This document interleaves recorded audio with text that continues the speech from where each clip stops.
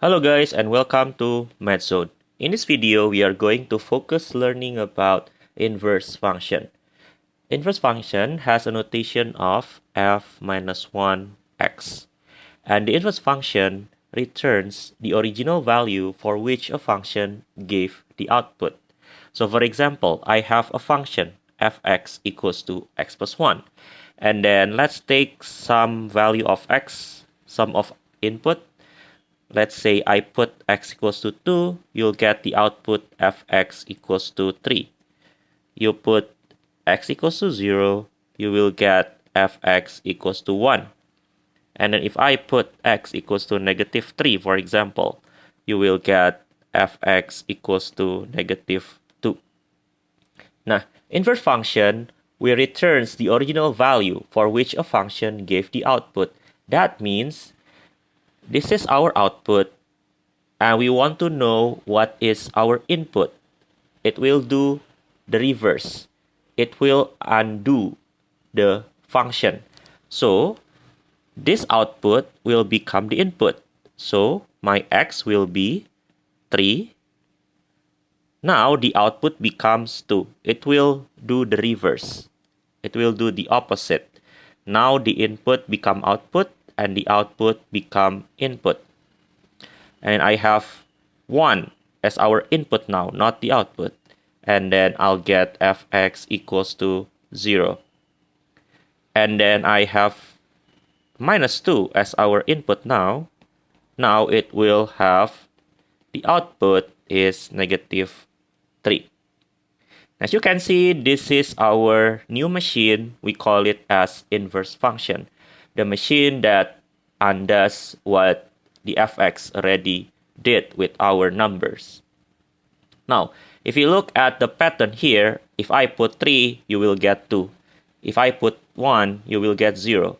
If I put negative 2, you will get negative 3. So the function that we have is x minus 1 because 3 becomes 2, that means we subtract by 1, something like that. Now, not all function has an inverse function. There is a condition for that. So let's see the condition. The original function, which is our fx, has to be a 1-1 function to assure that its inverse will also be a function. So what is a 1-1 function? Here I have 3 types of relation. The first one is 1-1 function. The second one is many-1 function. And the third one is 1-many relation. Let's see what is 1-1 function. 1-1 function, let's say I have a value x1. The function will connect x1 with a specific y value. We call it y1. But if I change the value of x, for example, x2 over here, you will get different value of y, which is y2. So if you change the value of x, you will get different value of y. So we call it 1-1 function. 1x for 1y. 1x for 1y. We also have, for example, this one, x3. You will get a different y, which is y3. So there is no such thing that 2x will give us the same value of y. No, a specific x will connect with a specific y value. If you change the x, automatically you change the y value. That's why we call it 1-1 function, 1x for 1y. But there is a second type of a function. We call it as many-1 function. Many-1 function means that, let's say I have x1 over here, and you will get a specific y1.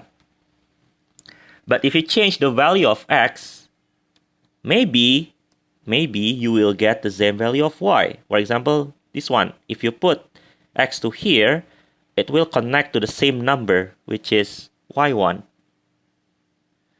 Well, I have another one, which is here, x3. So you have 3 value of x, and this value will connect to the same value of y, which is y1 here. That means we call it as many one function. Many one function means that many x to one y. We also have something called one many.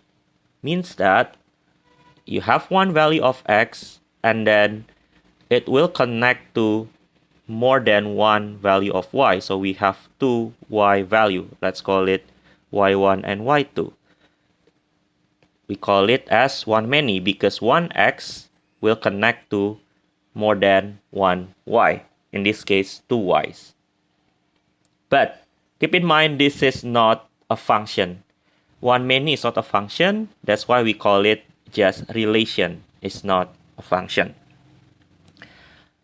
How do we know a function is one or not? We do something called horizontal line test. So for example, how do we know this is not a one function? Draw a horizontal line anywhere. Yeah, let's say I draw it here. And as you can see, you have more than one intersection. If you draw a horizontal line, if you can make a line, a horizontal line in your graph so that it cuts the graph at more than one points, means that this is not one. That also works for the real one. Well, if you take a horizontal line anywhere, as you can see, you will get only one intersection for each line. You will never get two intersections or more. That is the test for one function. And the second one, they also have to pass the vertical line test. If you look at this example, they pass the horizontal test, but you have to do the vertical test. Vertical line test, if you have more than one intersection, means that it is not a function. So to test whether a relation is a one function or not, do the vertical test. If you have more than two intersections, it's not a function. If you have more than one intersection for horizontal line test, it is not a one function. It may be a function. So one function, you have to pass horizontal and vertical. If you see, vertical line test also works here. Only one intersection. How to find f inverse x algebraically? So you have to follow this step. The first step is replace fx with y. The second one, interchange x and y.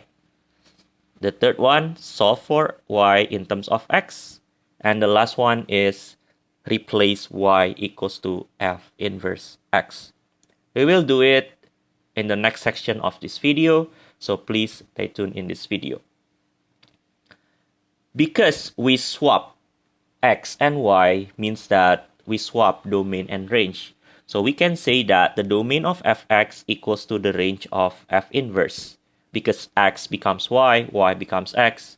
In this example before, 2, 3 becomes 3, 2. And range of fx will become domain of f inverse.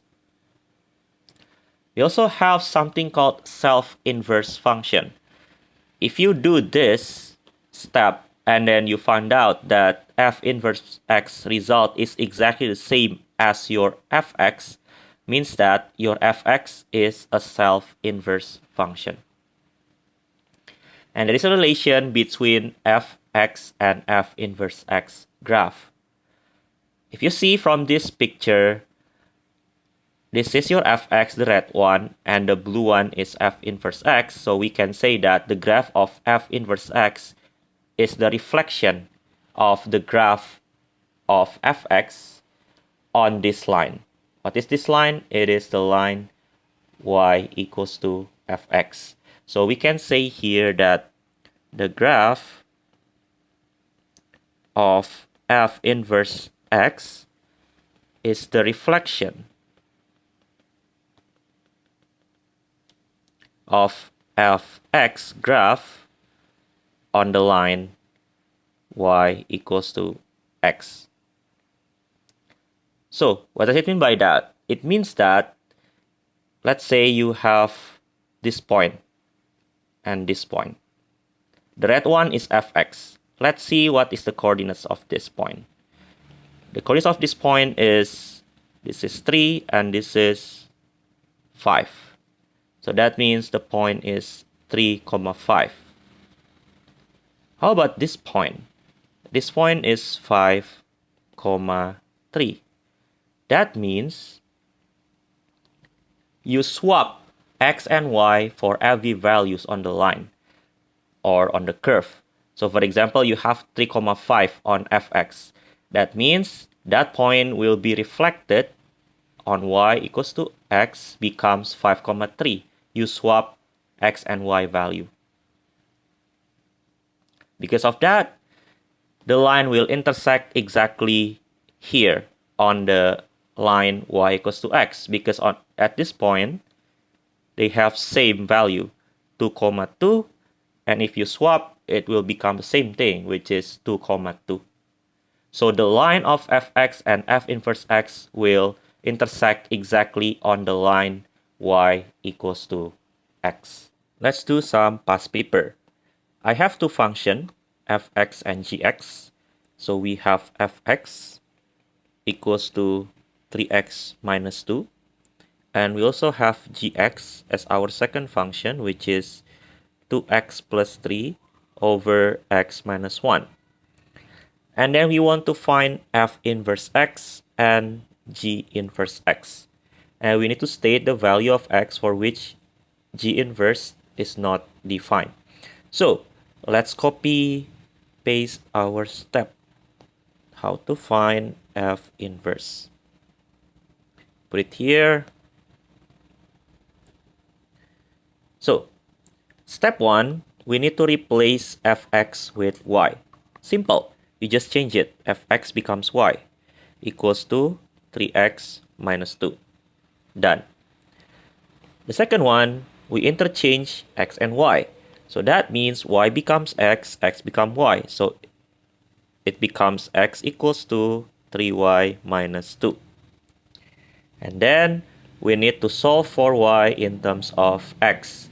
So from here, we can plus 2 both sides. So you will get x plus 2 equals to 3y. And then we will get y. We divide both sides by 3. So you will get y equals to x plus 2 over 3. And the last step, you just replace y with f inverse x. So you make it f inverse x equals to x plus 2 over 3. So this is our f inverse. And the second one, we need to find g inverse. As you can see, the function is more complicated, but if you follow the step, you'll be fine. So the first step, once again, replace fx with y. So y equals to 2x plus 3 over x minus 1. The second step, interchange x and y. So x equals to 2y plus 3 over y minus 1. Now, this is the hard part. We need to solve for y in terms of x. So, from here, we can multiply both sides by y minus 1. So, we get x times y minus 1 equals to 2y plus 3. And then we expand the left-hand side, become xy minus x equals to 2y plus 3. Now guys, because we want to solve for y means that we need to collect the y on the left side.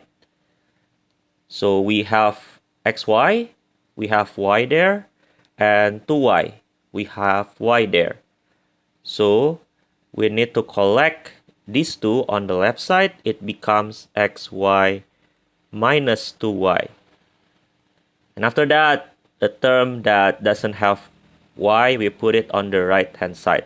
So it becomes x plus 3. This is a step, so you collect. This is another step. Collect the y on the left hand side. And after that, you factorize the y. Factorize the y. So we take out the y and then we have x minus 2. So we have x minus 2. We take out the y. And then it equals to x plus 3. So the last one, we divide both sides by x minus 2. So we isolate the y. So we have to move it to the right hand side. So you will get x plus 3 over x minus 2. And the last step, don't forget to do this, replace y with f inverse x. But this is gx, so replace it with g inverse x. It's very simple. If you follow the step, you'll be fine. And this extra step, usually we use it if the function is a rational function or a fraction. If the function is a fraction, you can do this extra steps. And the last question, state the value of x for which g inverse x is not defined. If it is a fraction, remember the domain, the denominator cannot be 0. So x minus 2 cannot be 0. That means x cannot be 2. This is the value of x, which makes our function undefined. Let's do the second question. We have the function f is defined by fx equals to 2 minus 5 over x plus 2 for x more than negative 2. The first question, state the range of f. We already discussed it in the previous video. So if you miss it, please watch the previous video. The answer is y less than 2. Now we want focus to find f inverse and also the domain of our f inverse. So let's rewrite the equation fx equals to 2 minus 5 over x plus 2. The first step, we need to replace fx with y. So we have y equals to, all of these are same thing. Second step, we need to interchange x and y. So we will have x equals to 2 minus 5 over y plus 2. The next step is the hard part because we need to solve for y. Here we have denominator. We can eliminate the denominator by multiplying it to a denominator. So we will have x times the denominator, y plus 2, equals to 2 times y plus 2. And then this guy multiplied by this will cancel the denominator. So you will only have minus 5. And after that, you expand xy plus 2x equals to 2y plus 4 minus 5. Simplify a little bit, becomes minus 1. Now, guys, up to this point, we want to solve for y, so we collect all the terms that have y, which is xy and 2y. We move it on the left side, so it becomes xy minus 2y equals to these two terms don't have the y, so we put it on the right side, becomes minus 1 minus 2x. After that, we factorize the y, we take out the y, what's left only x and minus 2. So x minus 2 equals to minus 1 minus 2x.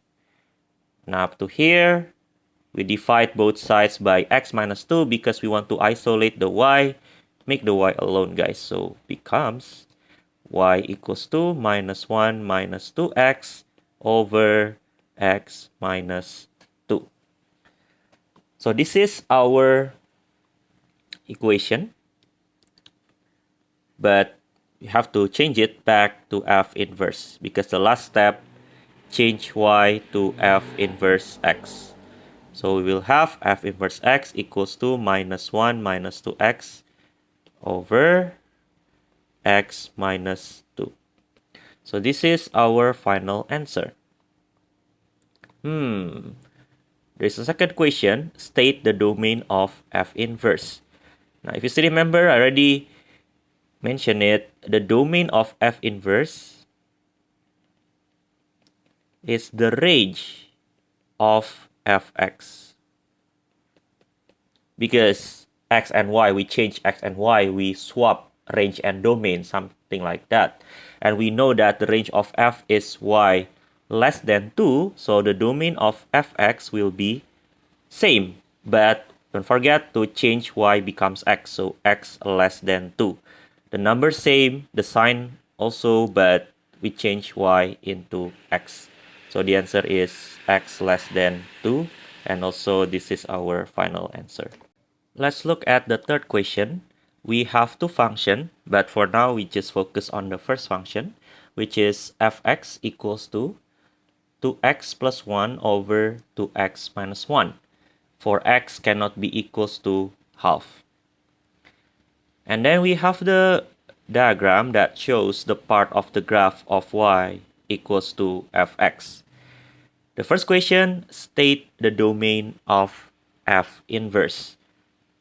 Nah, it's the same thing as before. The concept is domain of f inverse equals to range of our f. But how do we know the range of f? We can look at the graph. This is the graph of our fx. If you can see, this is our graph, and because we want to find the range of our f, range is the y value. As you can see, the graph from here will go up forever, and then from here will go down forever. So it will reach all value of y, goes up forever, and then will reach all value of y, go down forever, except there is a one value where the line will not reach, which is this line. Let me make a line here. As you can see, the graph will not touch this line. We call it as asymptote. This is y equals to 1. So that means the range of f is y is not equals to 1. Because the graph will not touch this line. We call it asymptote. This line just approaching that line, but will never touch that line. Yeah, from both sides, from this side and from this side. But other value, the function can reach that. So you can see the graph goes down forever and goes up forever, except 1. That means the domain of f inverse, you just change the y becomes x. So the domain of f inverse will be x not equals to 1. This is our domain.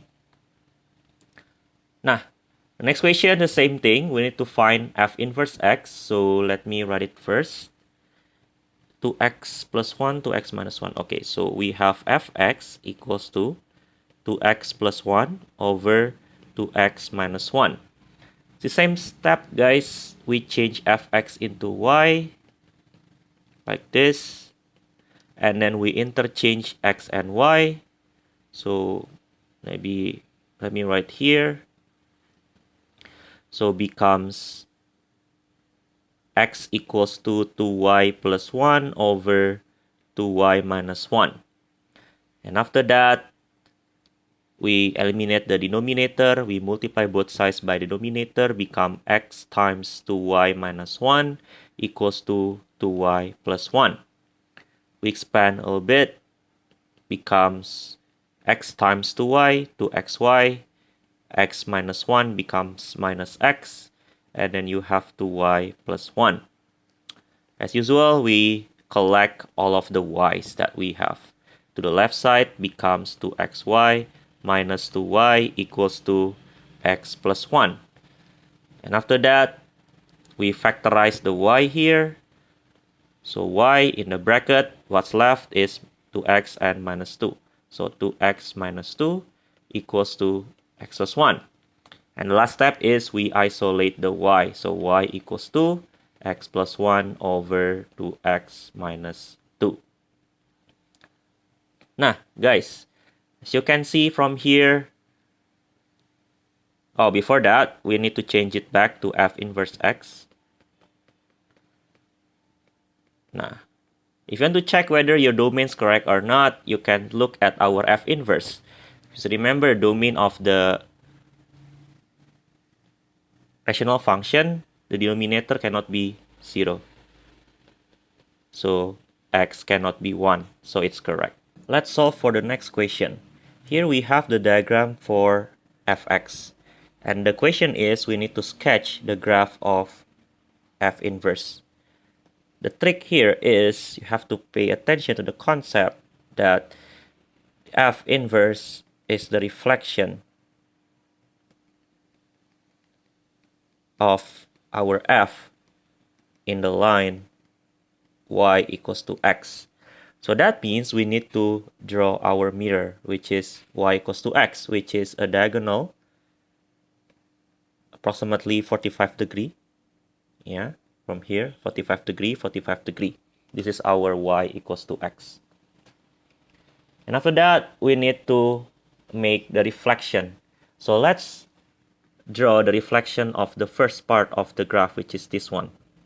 So let's look at the point here, the edge of our fx. So how to make the reflection? So you can draw a straight line. Maybe you can use pencil later on the exam. And then make sure it's 90 degree. And after that, you draw the same line. Make sure that the length is approximately equal here. And after that, because we know that fx and f inverse x will intersect on the y equals to x, so this is where the fx and the y equals to x intersect, so at the same point where the f inverse will intersect there. So that means we just draw this, okay, make a mirror, okay, so kind of like this. As you can see, this is the reflection of this image, yeah, of this line. And after that, you do the same thing. Now you draw the second part of the graph. Let's erase this. Nah. And after that, we draw for this part of the graph. Okay, so do the same thing. Take a straight line, approximately 90 degrees. So make same distance. I think it's too far a little bit. So it's on here. And after that, you just draw the image of this. So make like this. Yeah. So this is our answer. Wait, let me use the red color. Something like this. And after that, you just erase this. And done. The red one is our answer.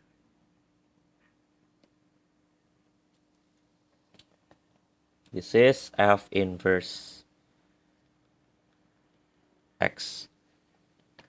Now guys, the next question is, it is now given that this is our function. And the question is, we need to find for f inverse x. This question is a bit tricky, so let's do it and please pay attention. To the step, we have fx equals to minus x over square root of 4 minus x squared. The first step, the same thing, we need to make fx equals to y. So we substitute. And after that, we interchange x and y. So you will have x equals to minus y over square root of 4 minus y squared. And the rest we just need to solve for y. So how to solve for y? As you can see, we can Okay, let's look at this. We have square root. Our y is inside the square root, so maybe we can eliminate the square root first. So we square both sides. That gives us x squared equals to y squared, because minus, you square it, negative square becomes positive, over square root, you square it, becomes just 4 minus y squared, because you eliminate the square root using the square. After that, you can multiply both sides by the denominator, which is 4 minus y squared. You will get x squared 4 minus y squared equals to y squared only, because the denominator cancelled. And then we expand a little bit, becomes 4x squared minus x squared y squared equals to y squared. And then we collect all of the y square to one of the sides. Okay, maybe I put it on the right side now. So one side contain all of our y, because you want to solve for y. And then we just maybe swap the left hand side and right hand side.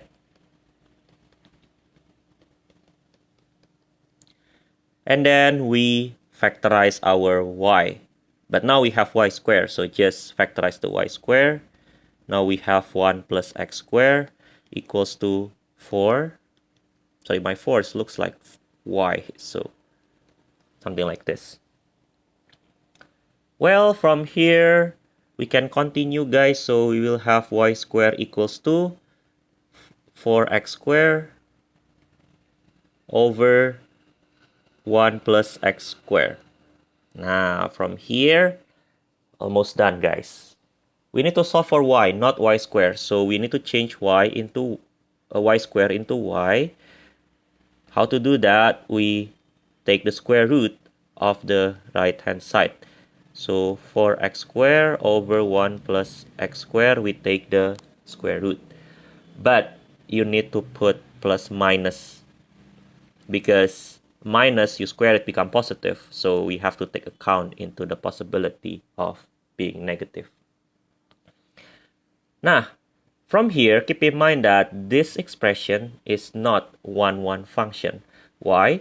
Because we have to value for y. So y equals to, okay, before that, maybe we can simplify it first. So it becomes y, we change it into f inverse x. And then we can solve for this, the top part. Square root of 4x squared becomes 2x over the bottom one. We cannot simplify it, so just leave it as this. Now from here, we have two value for our y, or f inverse x. The first one is, we take the positive, so 2x over square root of 1 plus x squared, or f inverse x equals to, we take the negative 2x over square root of 1 plus x squared. This is not a 1 function. This is, we call it as 1-many relation, not a function. Because we have two value of y plus and minus for any value of x. So 1 to many plus minus. So that means there is only one answer. We have to choose whether our answer is the top one or the bottom one. But how do we choose? That's why the question gives us the graph.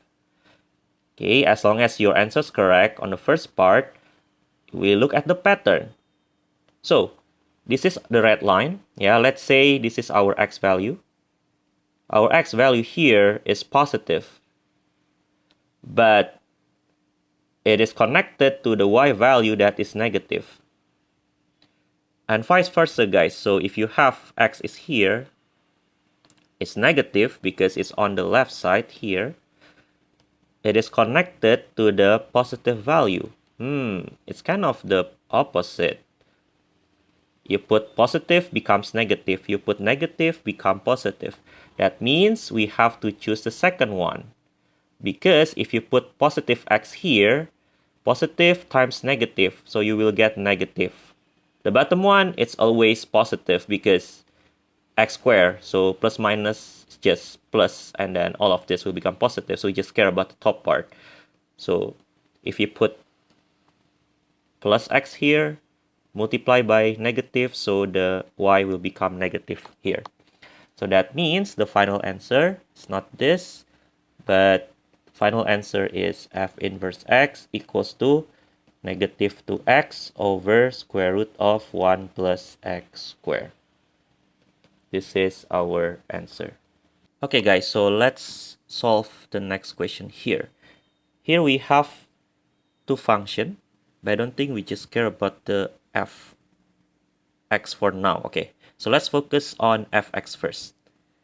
So fx equals to x squared minus 4x plus 3 for x bigger than c, where c is a constant. And the first question is express fx in the form of the converted to square form. Now, why do we need to do this first? Because if you want to find the f inverse later, you need to do the converted to square form. So that's the step. So we do it slowly from part A. So let's do the converted to square. So we have fx equals to x squared minus 4x plus 3. And then we take our b value, which is the 4. And then we divide by 2, the 4. You divide by 2, you will get minus 2. And then we put our x in the bracket and this number in the bracket, and then we square it. And then we check. X minus 2 squared equals to x minus 2 times x minus 2. So you will get x squared minus 2x plus 4, or x squared minus 4x plus 4.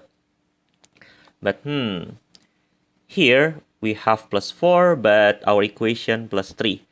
So from 4 to 3, we need to minus 1, right? So we put minus 1 here. So this is our answer. Second question, it is given that f is a 1, 1 function. State the smallest possible value of c. Now, how to make our f is a 1, 1 function? Quadratic function is not a 1, 1 function, but we can make it as a 1, 1 function if we limit the domain. So let's sketch our equation first. So we have y equals to x minus 2 squared minus 1. So the vertex is at 2, minus 1. So 2 is here, minus 1 is here. So this is our vertex. And because our a is positive, a is a coefficient of x squared, is 1, is positive. So that means the curve will face up. So it's facing up like this. Yeah, just a sketch, guys. And then the domains given in the question is x less than c. How to make our function 1, 1? If we take all value of x as our domain, this is not a 1, 1 function. Because if we take a straight line, horizontal line test, as you can see, we have two intersections on the left and on the right. So that means we just take one side so that we only have one intersection for every horizontal line that we have. So to make it 1, 1 function, the easiest step, you just eliminate the half of your graph of your quadratic. Yeah, because we have x is less than something, so less than, we take the left side of our quadratic. So we keep this, and then we erase this. Wait, oh sorry, I was wrong. Supposed to be x more than. Wait, let me change it. So the domain is x more than c. So that means we take the right hand side. Nah. So that means we eliminate the left hand side. Now it becomes 1, 1 now. Okay, and what is the smallest possible value of c? Of course, because we already divided by 2, so the value is c equals to 2. Well, you can have c equals to 3 here. You can cut the graph like this. Still 1, 1, but the question is the smallest. And the smallest happen when we take exactly half of the graph, so c equals to 2. Next question. It is now given that c more than 5. Find an expression for f inverse and state the domain of f inverse. Nah, so to find f inverse, okay, we need to write down our fx, but don't use the original one. It will be hard. You take the completed squared form that we already defined in part A, which is x minus 2 square minus 1. This one will be easier. Let's see. So we change it into y, and then we interchange x and y, and then we solve for y. So we maybe can add both sides by 1 first. Sorry, it's supposed to be negative. I want to put y on the left side, so we just swap it. And then we need to find the y, right? But we have y squared, so that means we square root both sides, but on the right side, don't forget to put plus minus as usual. So that means our y is equals to 2 plus minus square root of x plus 1. As usual, we need to choose, guys. There are two equations, 2 plus square root of x plus 1 and y equals to 2 minus square root of x plus 1. But how do we choose? In the previous question, we have the graph, but for this one, we don't have the graph.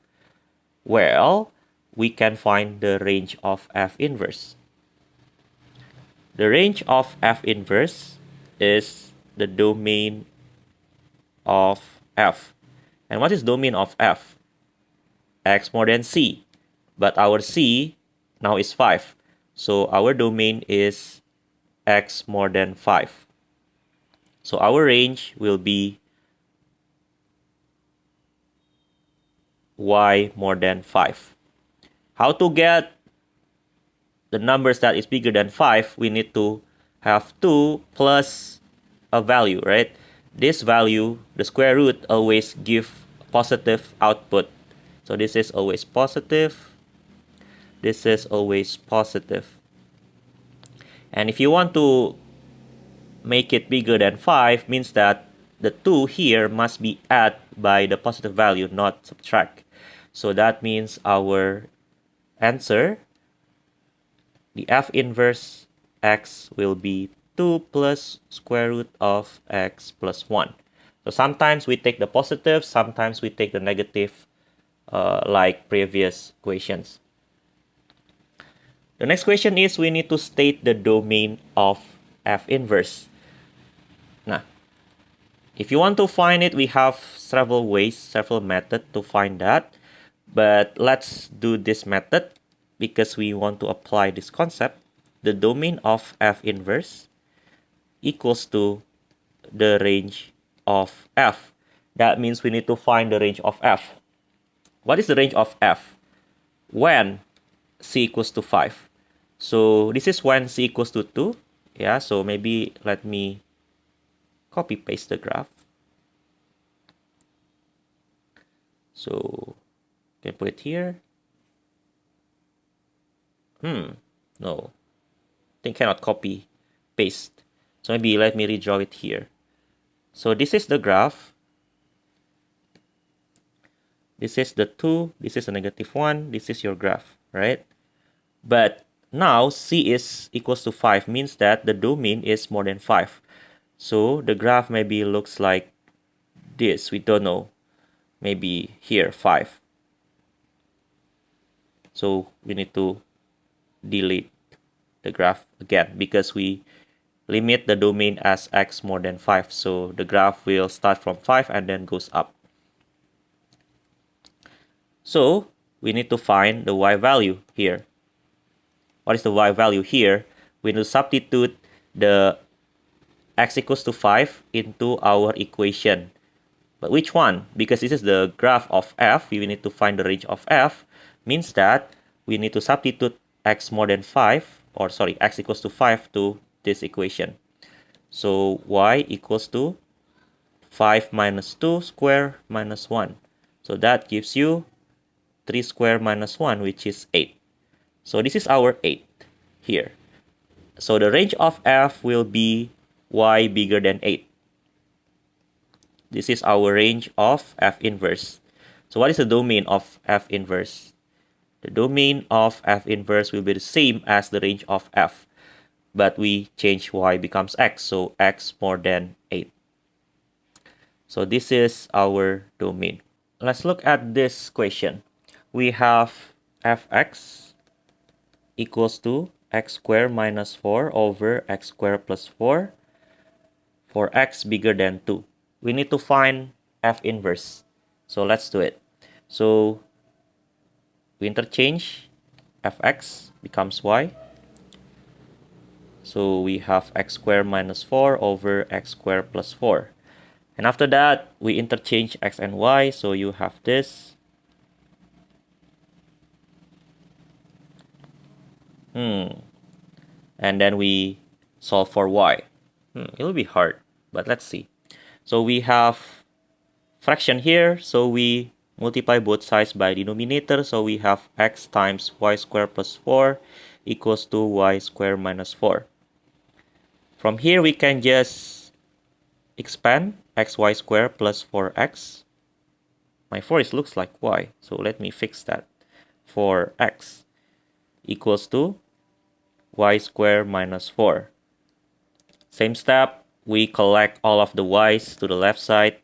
So xy squared minus y squared equals to, 4x, you don't have y, so move it to the right. So you will have minus 4 minus 4x. So we can factorize the y squared.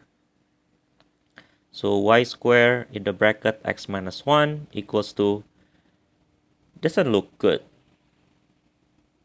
But yeah, we can factorize the 4 maybe to make it more beautiful. Like this. And then we have y squared equals to minus 4x plus 1 over x minus 1. Now, from here, we need to solve for y. So y equals to, don't forget to put plus minus, square root of minus 4 in the bracket x plus 1 over x minus 1. If you're confused from this step to this step, you can just leave it like this. Here, doesn't really matter. It's just optional. Now, as usual, we have plus minus again. So yeah, we have to choose either the positive or the negative.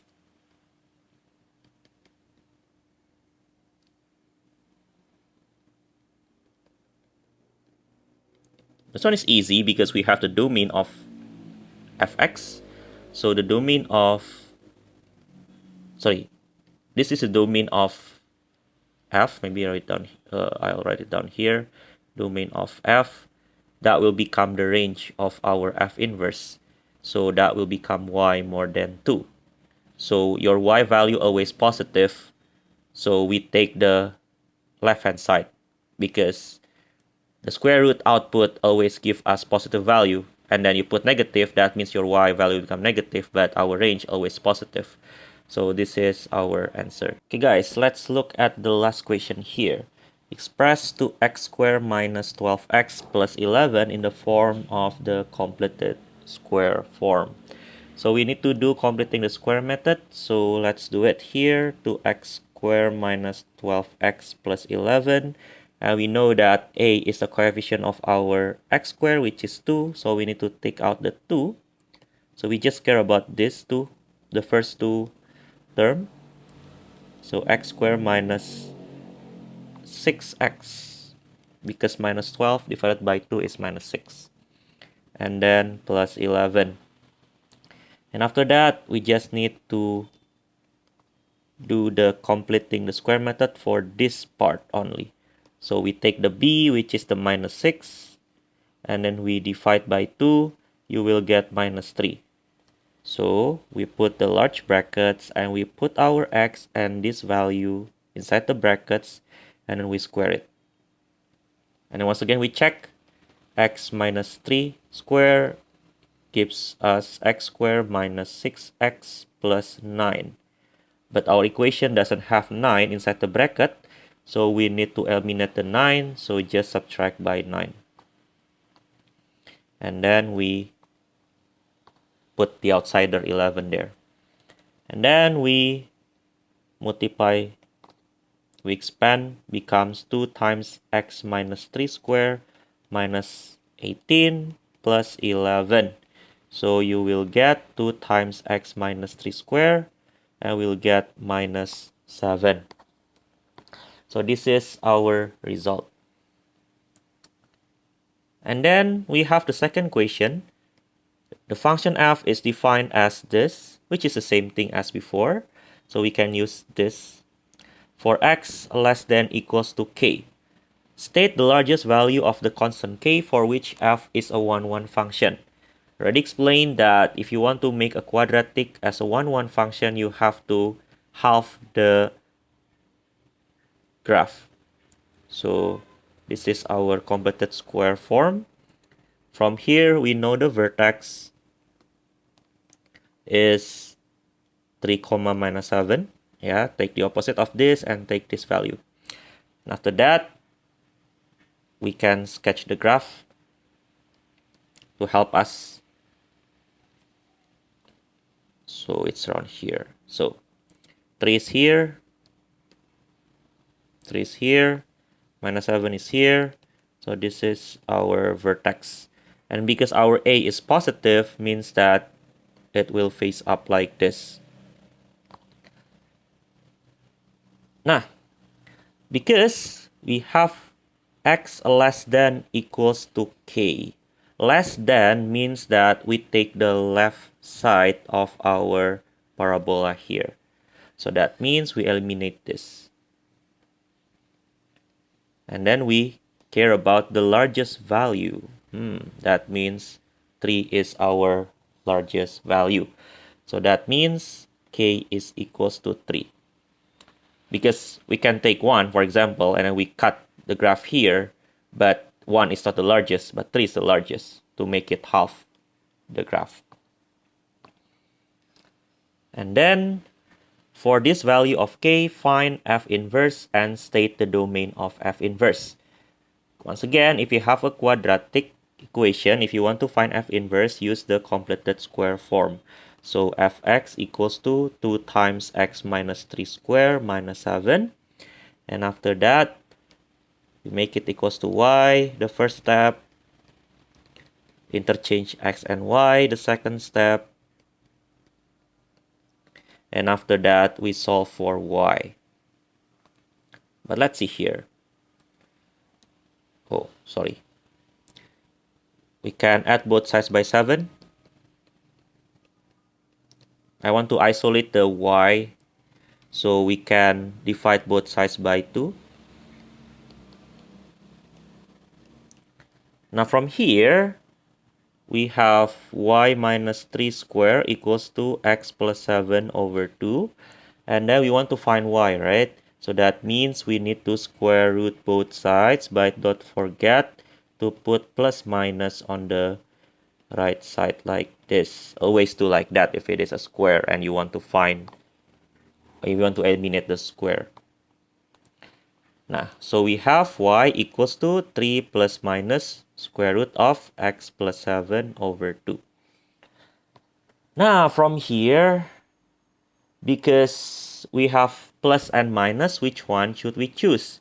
Because we know that the domain of f is x less than equals to k, and for this value of k means that we choose k equals to 3. That will becomes our range for our f inverse. So it becomes y less than equals to 3. That means we have to take negative because your y is less than 3. So 3 must be subtracted by a positive value, and square root always positive, right? So all of this always positive, and 3 must be subtracted by a positive value to give us a value that is less than equals to 3. So your final answer is f inverse x. We take the negative, so 3 minus square root of x plus 7 over